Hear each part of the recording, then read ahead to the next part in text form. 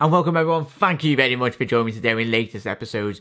Obviously it's a brand new podcast bringing to you on Monday. I'm recording this now, but it'll probably come out on the Tuesday, the 19th of December. But yeah, hopefully you're all having a cracking day, lads, ladies, Reds all around the world. Hopefully you're having a quality day and enjoy it. Anyway, nearly Kimbo, but I've got, as you can see from the thumbnail, it's going to be like a 10-minute podcast. I'll try and keep it as quick as possible. But for you, it's all the latest Liverpool news coming out daily. I've obviously got news on Liverpool boss Jurgen Klopp reveals bad news on Naby Keita transfer. We talked about, obviously I've got quotes from him coming out, and obviously I've got quite a bit from obviously the latest Mohamed Salah interview. Talks about who in the Liverpool squad is the most difficult person to understand, and I think you should know that by now, but get thinking about that. It's actually quite hilarious anyway. Yeah, you should know who the hardest Liverpool player in the Liverpool team to understand is, especially for the English people as well. Give you a clue, it's a lad, obviously, that plays right back.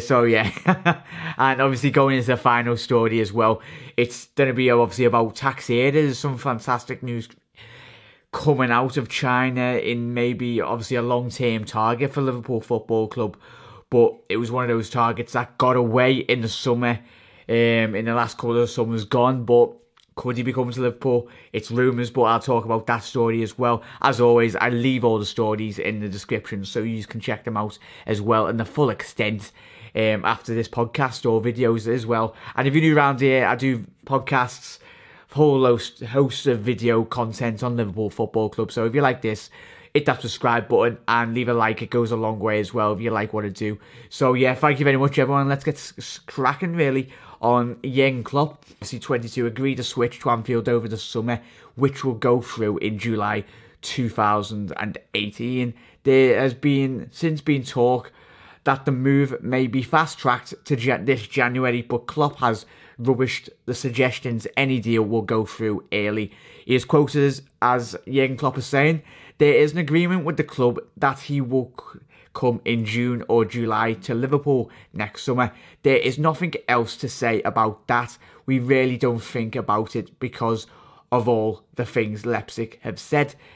They have said they do not have to sell any player. Why should they do something like that above allow him to move in January? So no, we don't think about it. Klopp goes on to say, he was obviously asked if he had kept in contact with the midfielder, which he replied, no, he is a Leipzig player.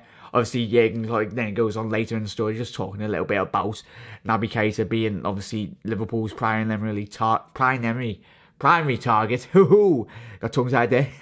Yeah, he was obviously prime target, so that's really, it's not a new, really, we all mainly knew that, but obviously he's addressed that Jurgen today, so that's absolutely fantastic. He's come out and directly said, I think he's sick and tired of really all the questions from the poor journalists out there.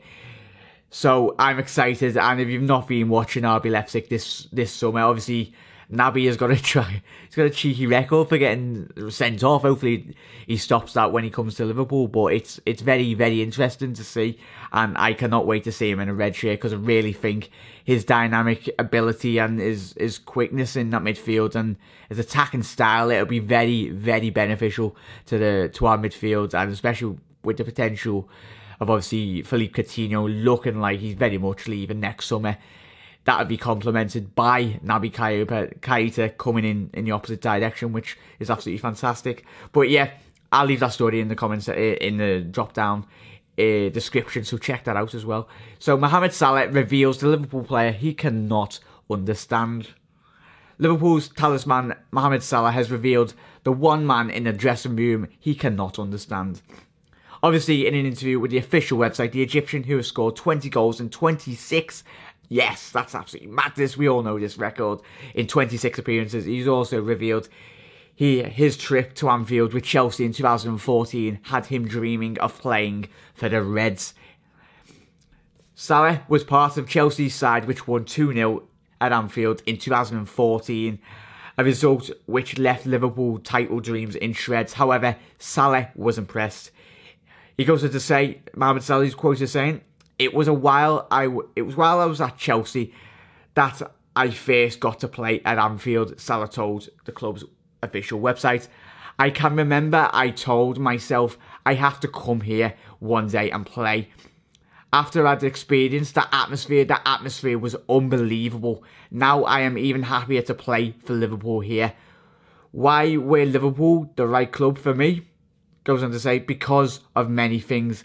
I even used to play as Liverpool on the PlayStation, on FIFA, when I was 18 and 19, as Steven Gerrard, Sammy Hippier, Jamie Carragher, Michael Owen, Xabi Alonso. I also remember that atmosphere again, and it came into my mind.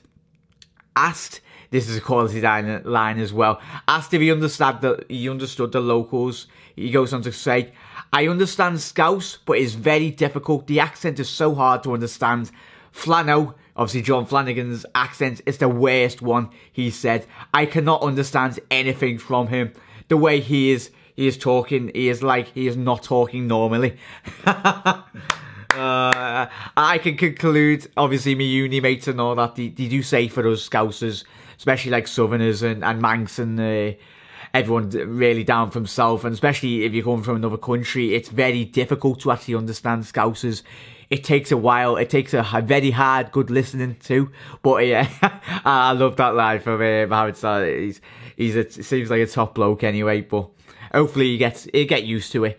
He'll be using sound and tan and everything in the Scouse lingo. He'll be very quick to pick that up anyway. But he seems like an absolutely cracking fella. And then he goes on to concludes really. I am very happy when the fans sing my name. It makes you feel like, wow, it changes your emotions. I have to thank the fans very much for singing my name. Really, I respect it a lot. And to conclude, as a team, I know we haven't won the Premier League for a long time, so I would love to win it with Liverpool. We have a great team, we have a great manager, so everything is good at this club. I am sure we can win trophies here together. Absolutely class interview. Go and check that out. I'll leave it in the description as well. It's obviously on the LFC's official website, but this lad is absolutely set the club alight, and he's done wonders, and he will continue to do wonders. For me, as we've all said, and we love him on this channel, we love him as every single fan of Liverpool Football Club. Mo, I doubt you're listening, but carry on your form anyway, lads, and we will carry on continue singing your name even louder if you continue this absolutely fantastic vein of form and just continues the standard in which you've been showing for a long time now. And really concluding, going into the last story, Liverpool alerted by Teixeira situation. Obviously, Liverpool reportedly being put on red alert with Alex Teixeira set to be offloaded by Chinese super club Shanghai Shuning. Hopefully I've got that right. Completely probably butchered that name of the football club. Apologies anyway to the fans of that club. According to Tuttosport, as covered by the Daily Mail, the Brazilian playmaker is surplus to requirements at his current club and is looking increasingly likely that he will leave in the near future. Liverpool were heavily linked with Teixeira in the summer of 2016, but no move materialised as he eventually opted to join the Chinese-based club in a big money move in the summer. Teixeira has failed to set China alight, and he's simply failed to replicate his form that he's previously displayed whilst playing for Shakhtar Donetsk.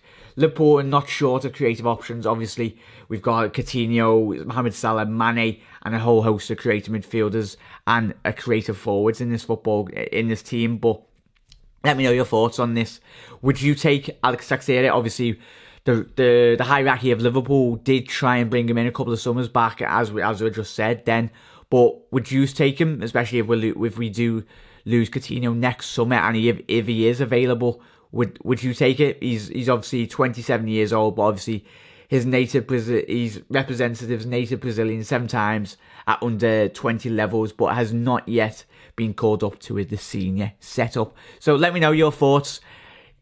I've seen not a lot of them, but when he was playing with Fernandinho and Willian at Shakhtar Donetsk, then the lads, obviously, when they had that sick Shakhtar Donetsk team, he looked decent, but if he can't do it in China, unless it's an attitude problem or he's just lost focus, would you take him at Liverpool Football Club if he become available? If Liverpool did get offered him the chance to sign him, would you, as a fan, want to see him in a red shirt? Let me know. Get involved.